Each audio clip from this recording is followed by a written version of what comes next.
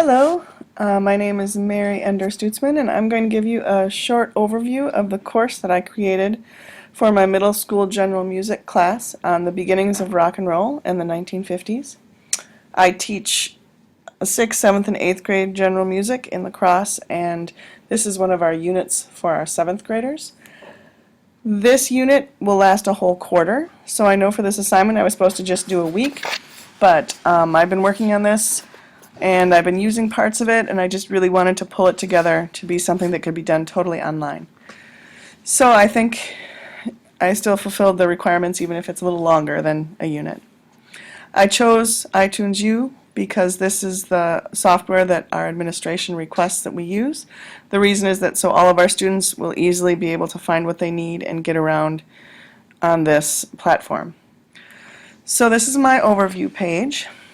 If you want to enroll in this course, I can give you the enrollment code if you want to actually check out some of the links. So you see all the different courses that I've been working on this year, and if you want to enroll in this one, you just enroll in FTR, LQA, 4M6, and then I will need to see that you've enrolled and allow this new membership. As you can tell, right now I'm the only one in it because I was testing it out. I wish that I could have used Screencast-O-Matic with the iPad rather than my computer, because the thing about iTunes U is that we are set up to do the course manager on the Mac, and then the course is actually accessed on the iPad. So this isn't exactly what the kids see. What they would see is this icon and this title on their bookshelf in iTunes U. Once they click on it, they would come into this overview. One thing I wish iTunes U did more of is allowing us to use more images or change the font size. You know, it's controlled by Apple. Surprise, surprise. So this is my main image as you look at this course. As you get into the course, there are some other images used, but I thought this was my collage of kind of what it's going to be about. So on the overview page, I have my student learning outcomes, the state music standards, and kind of an overview of what the kids can expect to learn.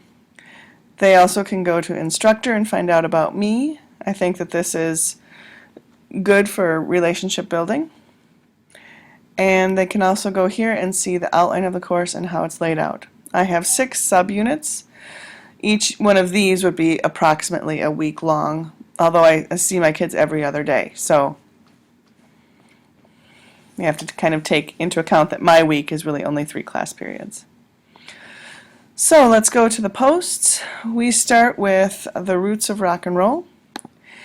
And the first thing I have kids do is visit some videos about what kids were listening to before the 50s so that they can get an idea of just how different things were.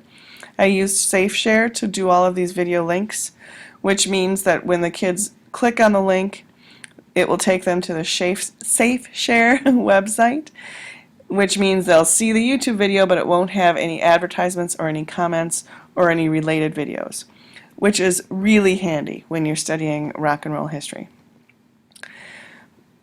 After they have watched some of these videos, I have them go on to Edmodo discussion board and post which of the songs is a favorite and why they like it, and commenting on 3 other people's posts. So kind of a discussion of some of the videos that they saw. They're really so different from what kids are used to now. It's that post-World War II era is just obviously so contrasting. This next post has them reading an article on African and European folk music, and then they're going to download this Venn diagram in Pages and turn it into Edmodo. This is a higher order thinking skill where we're analyzing what part of popular music can be traced back to African American roots and what parts of it can be traced back to European American roots. The next part of the unit is looking at these early pioneers of popular music, Woody Guthrie and Leadbelly. One of the things I really like about online learning is I think it gives kids an opportunity to go deeper if they're interested. So the requirements at this part of the unit is to go to the biography.com website, download the study guide, complete it in Pages, and hand it into Edmodo for both of these artists. But then if they are more interested or if they have more time, or if we're doing this face-to-face and they've completed the assignment and other people haven't, they can go in and watch these other videos and hear some other music by these American pioneers. The next part is a study of the culture of the 50s. I have them going to jigsaw.com and doing some puzzles of some memorable image of the 50s. Everybody likes the Ford Thunderbird, so that's the cool car. And this is an image of a drive-in, which is iconic 50s. Then they go to some websites that I have linked for them to put together a timeline, which they'll hand in with Edmodo. And as they're doing this timeline, a lot of them run across James Dean and Marilyn Monroe. So I have additional links to information and collages about them just if they're interested. Then we talk about the story of how rock got started. This is a PDF document, so I also made an audio recording of it so students can listen to it if they need to. Because it's a PDF, I don't think they can use a web reader to listen if they're struggling with their reading. So that's why I did an audio recording. I tried to do the Voki thing, which I think is really fun, but I wasn't able to get it to save my audio.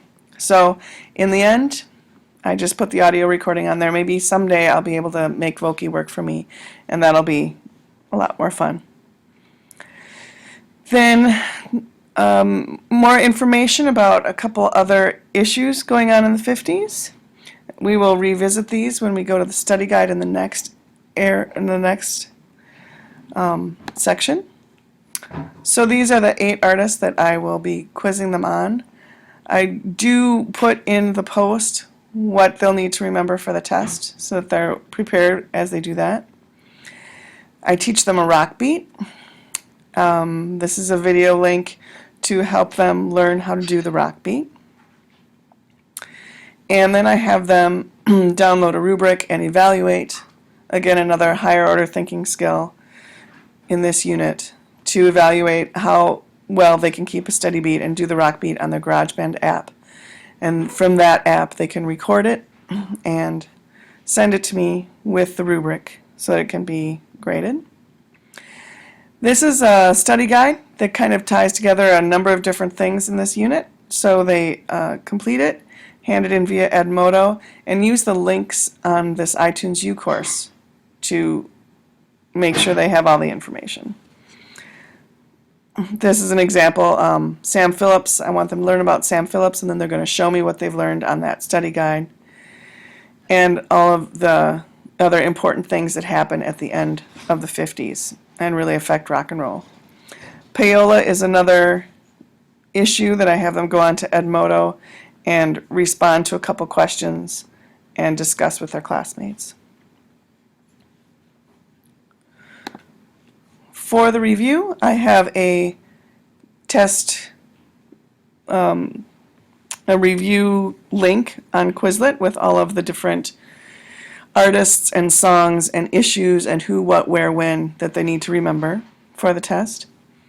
I was not able to link any audio files to Quizlet. I'm still looking for an online game that will allow me to use audio files.